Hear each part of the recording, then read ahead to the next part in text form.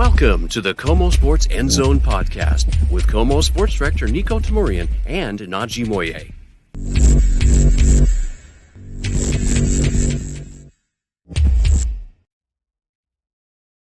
Well, how's it going? And welcome to the KOMO Sports End Zone. I'm Niko Tamurian alongside my partner in crime, Najee Moye. What's up, Najee? Niko, what's going on? I'll tell you what's really going on, Niko. You really want the answer? I really want the answer. Here's the thing. When it comes to Seattle sports, and you know this, obviously, like there's no slow time, but if you were going to pick the time as a sportscaster to say, I'm going to go on vacation, it would probably be like right now. Because, it's early enough in the seasons of the Storm and Sounders and rain and, and the Mariners, obviously, for that matter as well. But suddenly, I'm like so darn intrigued with this Mariners team. I don't want to miss a minute. You don't want to miss a minute. No. You don't want to miss a minute. You can't see this at home or at work or wherever you're listening or watching on YouTube. First of all, thank you. Yes. You can't see what I'm doing when we had the open, that zoom, zoom, zoom, zoom, zoom. That sound is the equivalent of the balls hitting the Mariners bats right now. The balls are flying. I mean, the averages are up. They're leading the AL West. Life is good for Mariners fans. I haven't heard almost no complaining. Almost. Right. And that's the thing. What you really have to remember when you talk about, for starters, okay, like 100 games to go, give or take. Okay, you get it. Long ways to go. Mm-hmm. Understood.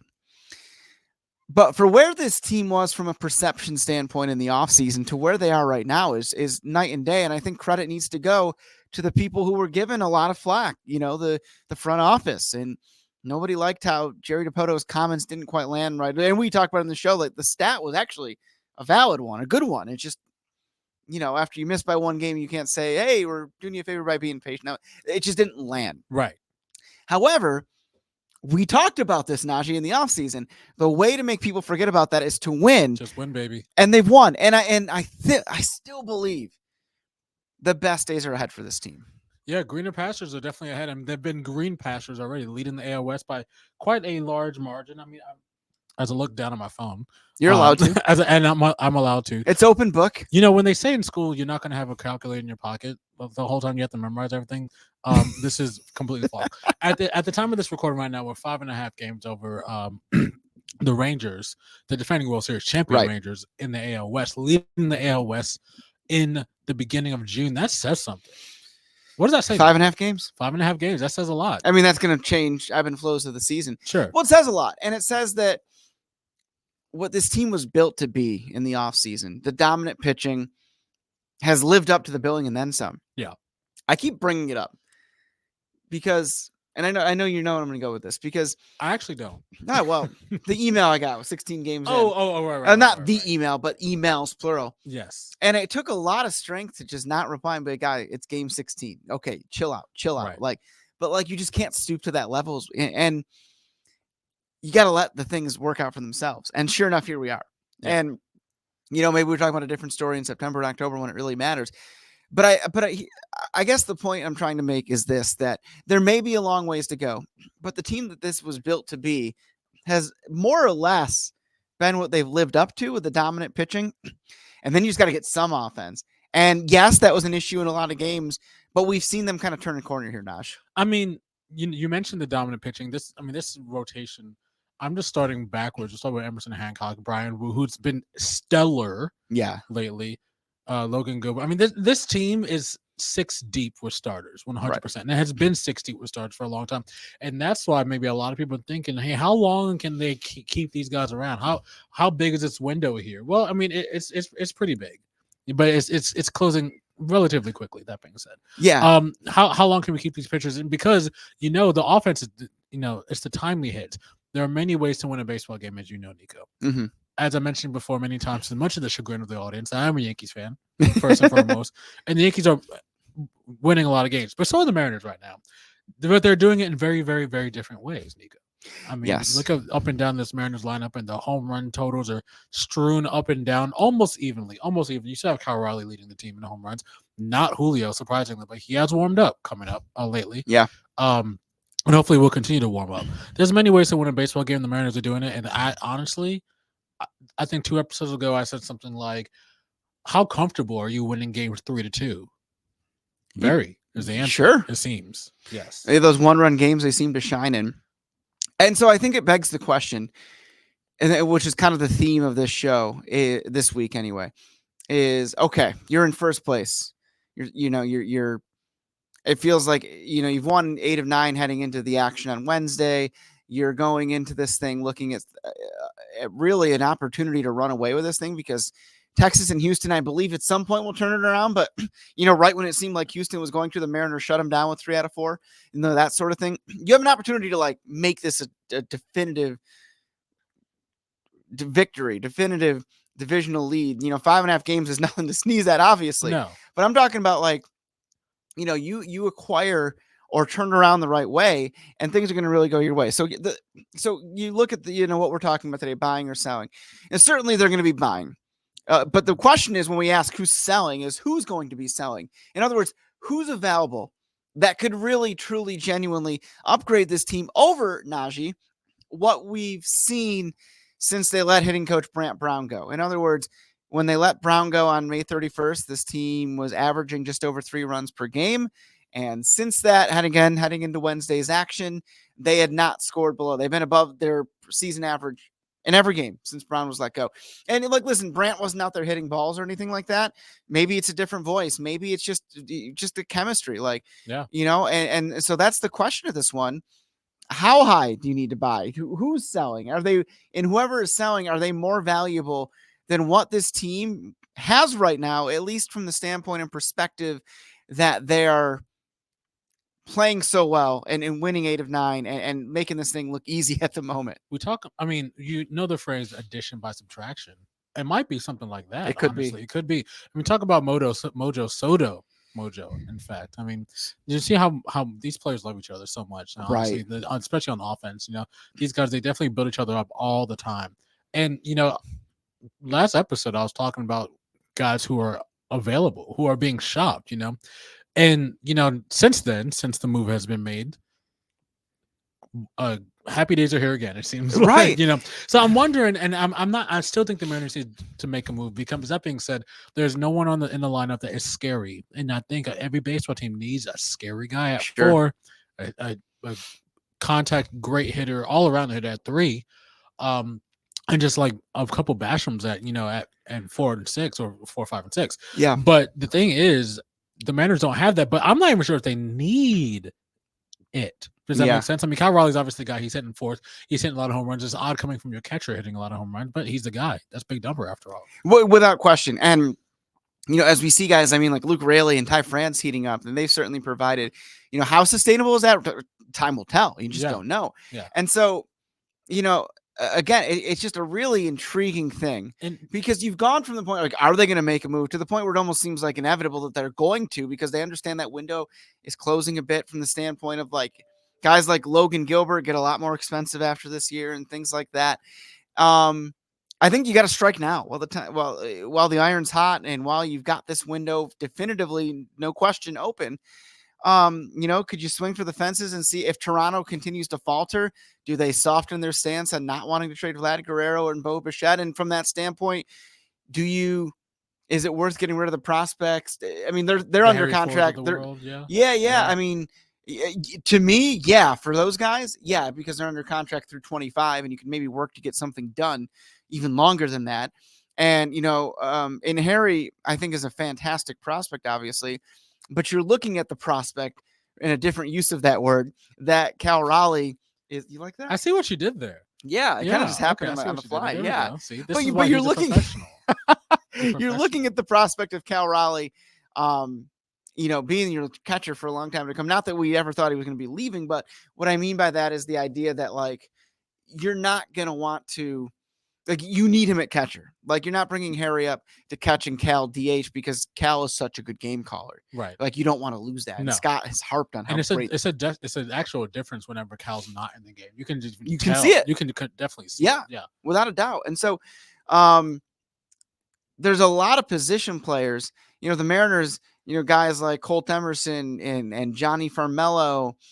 These are guys that were in the new prospect rankings put in the top 50 in all of baseball. Mm-hmm. And Colt Emerson, last year's first round pick, is suddenly in the top 10 of that. Now, I don't think they move him, but you've suddenly got a lot of your top prospects in a farm system that's probably now in the top 10 or so of baseball. And you've got a lot of guys that, are position players that you could move. That very few prospects are the most absolute sure things. You could, in theory, move one of these guys for somebody that is a sure thing. Again, shooting the moon here when you're talking about Guerrero or Bichette. But it's the notion that, hey, you can do this now. Like, you're in a position to win now. You have the prospects that will entice somebody to get rid of a big name. Right. And it's just a matter of, again, who's selling, is what they're selling worth giving up those prospects for, because they can guarantee that you're going to win a little bit more right now. What we're also seeing is a lot of teams, and we're a couple of months, you said about 60 games, or about 60 games into the season, a little bit more actually. And you're seeing, if you look at the standings, a lot of teams are just kind of 500. There's a lot of teams are just kind of like middle about, look at the, I look at that. Yeah. I mean, you just look at the Cardinals and the Cubs. I mean, you look at the NL Central, a team's going to win that division, but it's not going to be great. Right. Not going to win 100 games. We're talking about the AL East, a very competitive division, but, Boston's in third at 500 and the Blue Jays are at the bottom of the division, only 4 games under 500, but they're at the bottom of that division. Right. And that's the thing. You've got teams like the Yankees and Orioles that are, like 42-20 or 19 or whatever it might be right now. 19. Well, they might lose by the time this hits the airway. They won't, but it's okay. I'm just messing with you. I'm messing with you. But it's true, though. But yeah, 4 games under 500 in the American League West, you hang on a little bit. Yeah, you hang out a little bit longer. It's the circumstances of the team. It's the dichotomy of it all, really, is what it really is.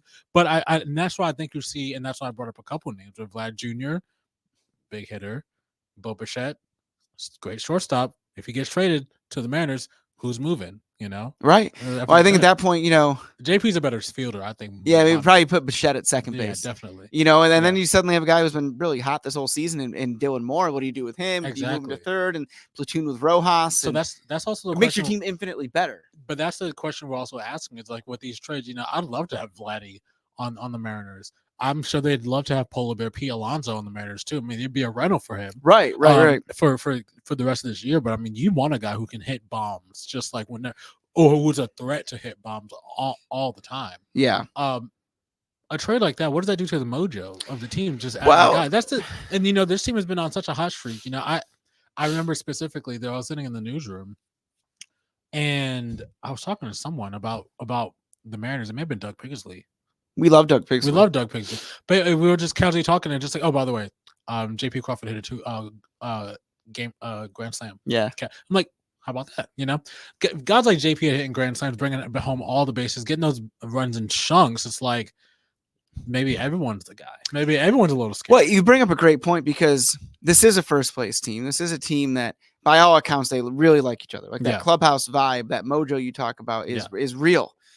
And to that end, you have to be really careful about, okay, yeah, we're going to bring in this dude who's bashing the ball. Is he, whoever that may be, going to disrupt the chemistry? Chances are no, but listen, man, like it's working right now.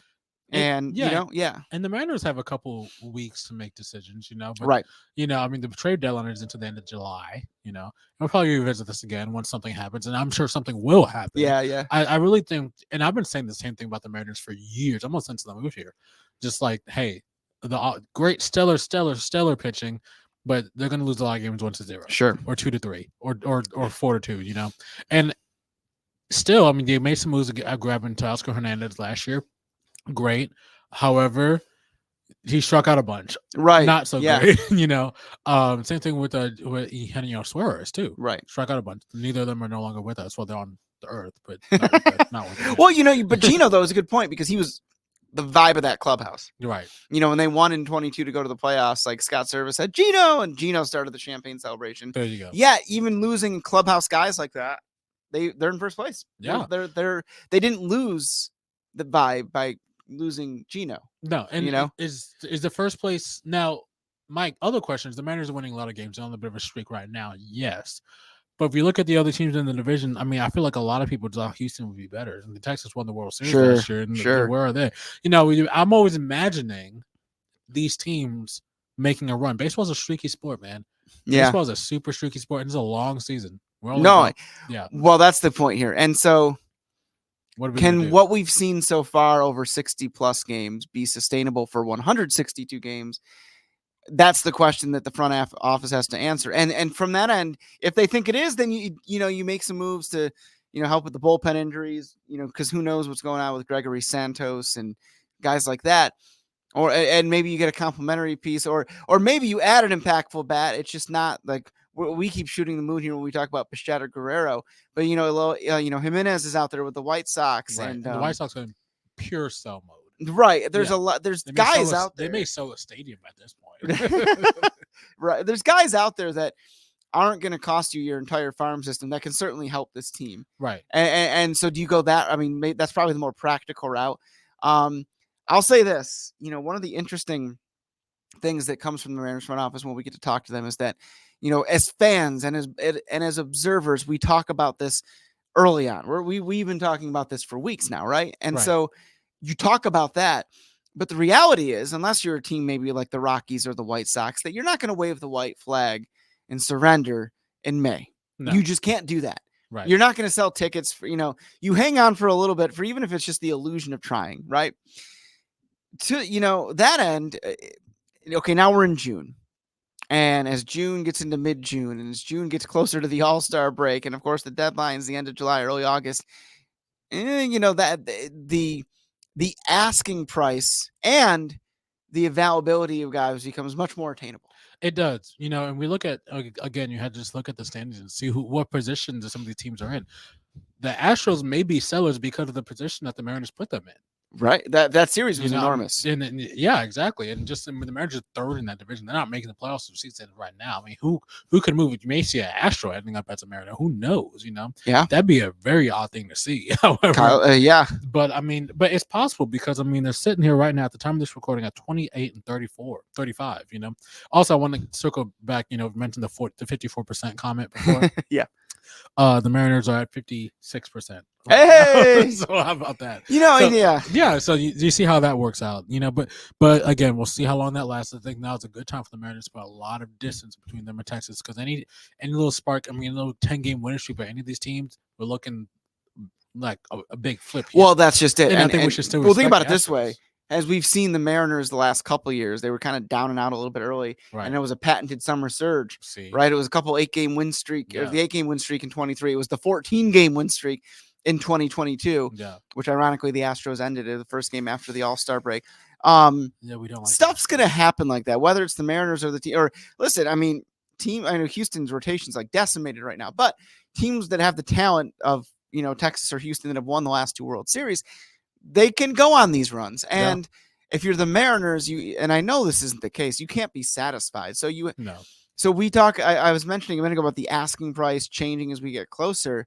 It's a fine line and a really tough game to play between trying to walk that line of overpaying, but also making the move that you can quell any big run from these guys. And maybe, like we said earlier, if it put this thing out of reach, nothing's really out of reach in baseball, but at least be like, listen, look, here, let me stop that thought for a second. Look at us. Look at us. Paul Rudgiff.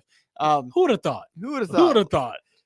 We're like talking about the Mariners with a 5.5 game divisional lead. And we're talking, I don't know. They got to make moves. Like, dude, if we said, hey, on June 5th or 6th or 7th, whatever it is, the Mariners have a 5-game lead in the American League West, we'd be like Kramer and Seinfeld. Sold before we hear the rest of it. Sold, literally. You know what I'm saying? And so, but that's a testament to what this team has done, because we're sitting here saying, okay, they still got to do something. They still got to do something. Right? They're not satisfied with first place in May and June. And that's what I like about the mentality. They're going for it. And they got to go for it. That is the natural greed that baseball fans have. Without a doubt. Unnatural greed. And I'll tell you this, and I don't want to speak as a Yankee fan all the time, but as a Yankee fan and someone who watched the Mariners-Yankees series a couple of weeks ago, splitting that series with the Yankees, huge. Yeah. Up in New York, massive. The best team in baseball, after all. Winning the first 2, losing the last 2, yes. But it proved that they can run it with the big guys. Yeah.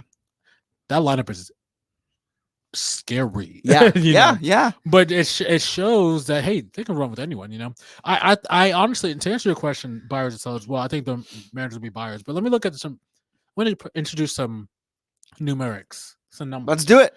because I'm looking at the batting averages and guys are hitting pretty well. There's no one over 300. Sure. There's not many people that are hitting over 300 right now. Rojas is 388. Julio is 269. Kyle is 209, but he is hitting 11 home runs. Home runs, Ty France is second on the team in home runs with 7 as of right now. We're hitting at 257, 256. 252. And these are averages that have kind of gone up. They've lately. gone up. Luke Raley, yeah. Luke Raley sent 271.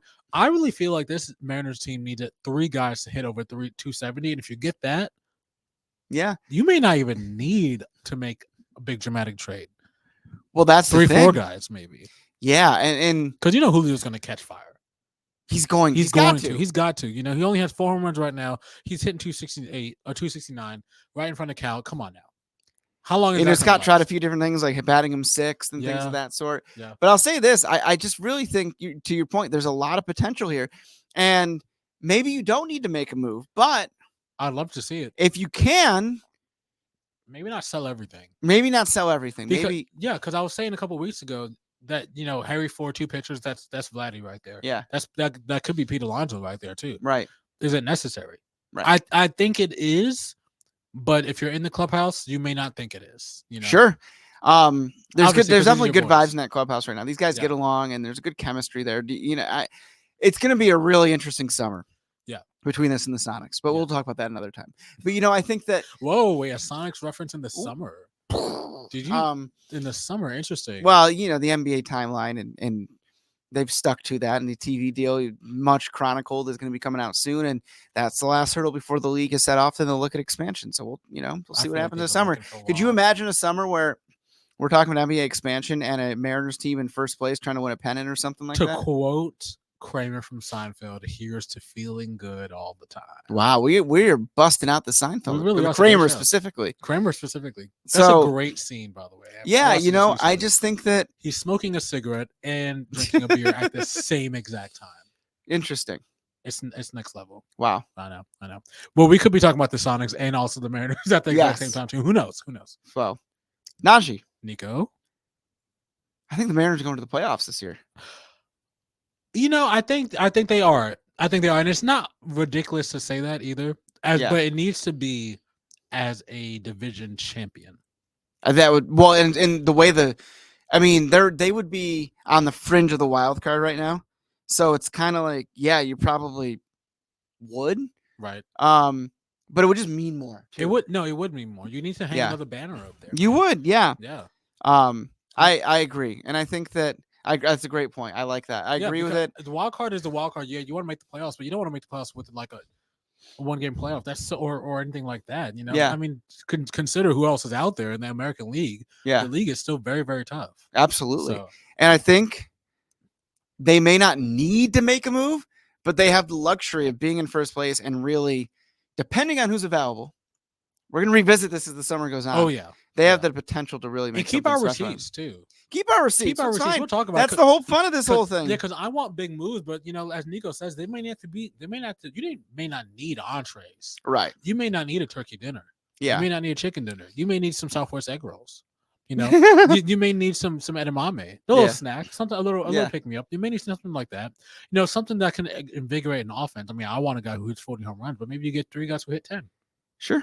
You never know. Just a little bit of depth there. So we're going to be revisiting this as the summer goes on. I think as we get closer to the deadline, the more teams are indicating that they're selling. We're going to talk about specific targets, but it's a Mariners summer. It finally feels like summer out there in Seattle. Summer, baby. Let's go, Najee. Let's go, baby. Hey, thanks for tuning into the KOMO Sports End Zone. I'm Niko. He's Najee. Go M's. Go M's. I like it.